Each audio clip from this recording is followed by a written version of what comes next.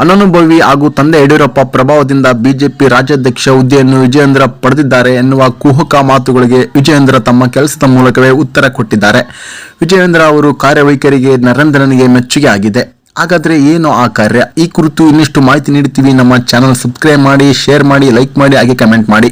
ರಾಜ್ಯ ಬಿಜೆಪಿ ಘಟನಘಟಿ ನಾಯಕ ಸ್ಪರ್ಧೆಯನ್ನು ಮೀರಿ ಬಿಜೆಪಿ ರಾಜ್ಯಾಧ್ಯಕ್ಷ ವಿಜಯೇಂದ್ರಗೆ ಹೆಜ್ಜೆ ಇಟ್ಟಿದ್ದೆಲ್ಲ ಮುಳ್ಳಿನ ಹಾದಿ. ಒಂದೆಡೆ ಬಿಜೆಪಿ ಬಿ ಟೀಮ್ ಟೀಕಾ ಪ್ರಹಾರ, ಇನ್ನೊಂದೆಡೆ ದಿನೇ ದಿನೇ ಪಕ್ಷ ಬಿಡುತ್ತಿರುವ ನಾಯಕರು.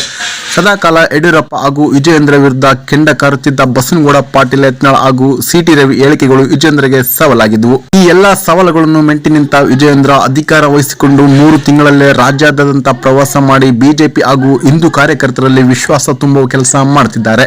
ವಿರೋಧಿಗಳ ಮನೆಗಳಿಗೆ ಭೇಟಿ ನೀಡಿ ಮಾತುಕತೆ ನಡೆಸಿದ್ದಾರೆ. ಅಲ್ಲದೆ ಪಕ್ಷ ಬಿಡಲು ಮುಂದಾಗಿದ್ದ ಭೈರತಿ, ಬಸವರಾಜ್, ಶಿವರಾಮ್ ಹೆಬ್ಬಾರ್ ಸೇರಿ ವಿವಿಧ ಶಾಸಕರ ಮನೆ ಒಲಿಸಿ ಬಿಜೆಪಿ ಪಕ್ಷದಲ್ಲೇ ಉಳಿಸಿಕೊಳ್ಳುವಲ್ಲಿ ಯಶಸ್ವಿಯಾಗಿದ್ದಾರೆ. ಅಲ್ಲದೆ ರಾಜ್ಯ ಮಟ್ಟದಲ್ಲಿ ಜೆಡಿಎಸ್ ಜೊತೆ ಮೈತ್ರಿ ಮಾಡಿಕೊಂಡಿದ್ದರಿಂದ ಪಕ್ಷ ಸಂಘಟನೆ ಮುಂದಾದ ವಿಜಯೇಂದ್ರ ಸ್ವತಃ ಮಾಜಿ ಪ್ರಧಾನಿ ದೇವೇಗೌಡರು, ಮಾಜಿ ಸಿಎಂ ಕುಮಾರಸ್ವಾಮಿ ಅವರ ಸುಪುತ್ರ ನಿಖಿಲ್ ಕುಮಾರಸ್ವಾಮಿ ರೇವಣ್ಣ ಮನೆಗೆ ತೆರಳಿ ಮಾತುಕತೆ ನಡೆಸಿದ್ದಾರೆ. ಅಲ್ಲದೆ ಕಾಂಗ್ರೆಸ್ ಸರ್ಕಾರ ರಾಮ ಮಂದಿರ ಕರ ಸೇವಕರನ್ನು ಬಂಧಿಸಿದಾಗ ರಾಜ್ಯಾದ್ಯಂತ ಹೋರಾಟ ಮಾಡಿಸುವಲ್ಲಿ ಯಶಸ್ವಿಯಾಗಿದ್ದಾರೆ.